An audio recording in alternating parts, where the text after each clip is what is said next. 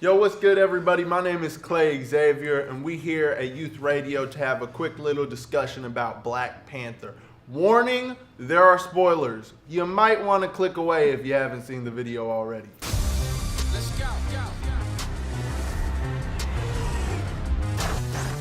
So I want to start out asking y'all, what's your favorite character, your favorite scene? My favorite character was M'Baku because even though he got defeated by T'Challa, he managed to still have the respect and courage for his leadership in order to help him out later on, and also crack some jokes along the way and save his life too.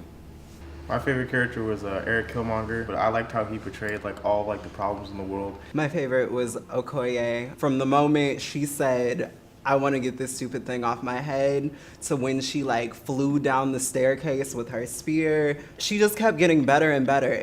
I honestly loved all of the female roles, but I would probably have to pick Shuri. Not only was she fashionable, she was so sassy, and she was the mastermind behind all of Wakanda's technology, and that was super dope. One of my favorite scenes was in the museum when he's talking to the lady and she approaches him I know everything about African culture, what's up, you want to test my knowledge? And he's like, well, actually, you're wrong. And she starts choking, she oh, he hit me with the knowledge, black man hit me with the knowledge.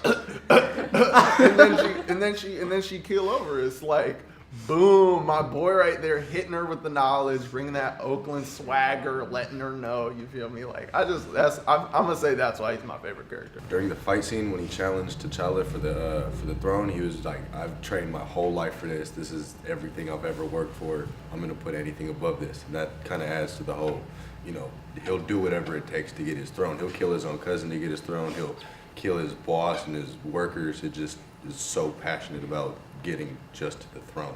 He wasn't afraid of dying. He actually chose death over bondage, which was something really strong. T'Challa has so much honor that even though he had every reason to hate his cousin for trying to kill him, trying to kill his sister, his dad's best friend, he still brought him up to fulfill his uncle's promise.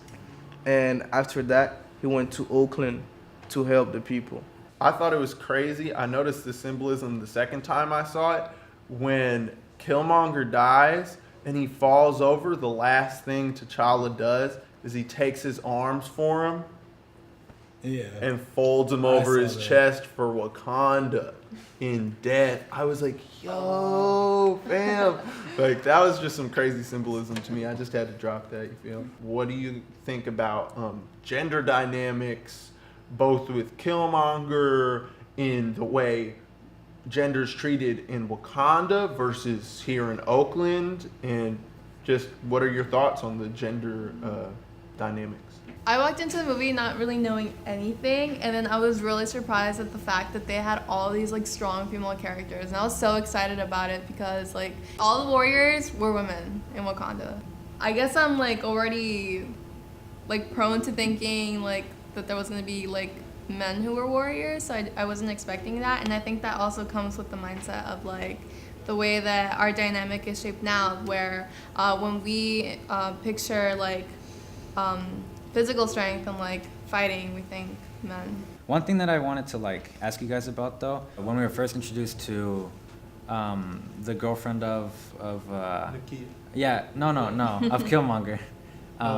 She doesn't have a name. The hacker. The hacker. The hacker. I thought she was gonna turn into some sort of main character, side character, but then she kind of just got killed off. In the plain sight, when she got captured, she said, "I was sorry." Sometimes a lot of women here in Oakland and many other places, sometimes when they go to aren't very good and they put them in bad situations, they end up apologizing for their problems, and then they end up hurting her, their women instead. But then Wakanda, it's not like that.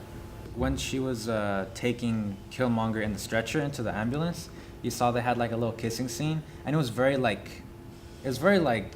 of wild and not it didn't look very respectful. He was come here type thing, and then that's in contrast with T'Challa and Nakia's kissing scene at the end, where it was he initiated, but then she came back at him. So it was I saw more of a Can we talk about that for a moment, though? Because consent is important, and he should have been like, hey, you're my ex. Can I kiss you? I'm really feeling this moment.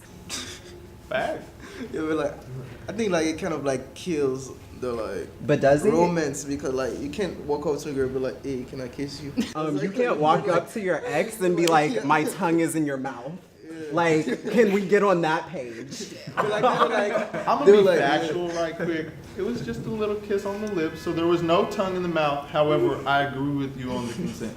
What do you guys think of kind of like the racial dynamics in this movie? Yeah, maybe don't shoot all of your like crime syndicate scenes somewhere in Asia and use like Asian folks as backdrops. It seemed like a very typical setting. Like I feel like I'd seen that same scene in like 10 different movies. I like how when Agent Ross comes at T'Challa and them with this quiet racism, that they were, instead of replying in like a negative way and being like really like startled and angry about it, they're just like, okay, this is happening. And they didn't like have any sort of like resentment towards him, although he was that they portrayed him as the colonizer and like all those things. So I think it was more interesting how Okoye kind of was when Agent Ross pulls up to T'Challa and is like, this, she's like, yo, you did not just touch my black king like that because you're a CIA agent. You're not even the president. You're a lowlife. You did not just come up and tap my guy. How do you guys think that Wakanda becoming part of the world and reaching out now is going to affect both Wakanda and the world? Once Wakanda like starts giving out all these resources, there's people who are gonna probably want to profit off of it. There's people who want to abuse that, and I feel like if there were a sequel, I feel like that's what it would kind of be about, like trying to fight those people who are like trying to abuse those powers and like pretty much the colonizers again. As soon as Trump finds out, like, oh, we got like no shots at Trump, but shots at Trump, they're sending drones right over there, like, we're gonna find out what is up. So, you know, maybe if they dropped like a little bit of medical knowledge at a time, if they brought anything about the weapons, it's all beef. Like, it's wars. People are coming out to get that. And people are hella greedy. We appreciate you, Ryan Coogler. Hope you keep killing the game. Bring it home for Oakland. And yeah, we're glad for having you. Thank you all so much for coming out for this conversation.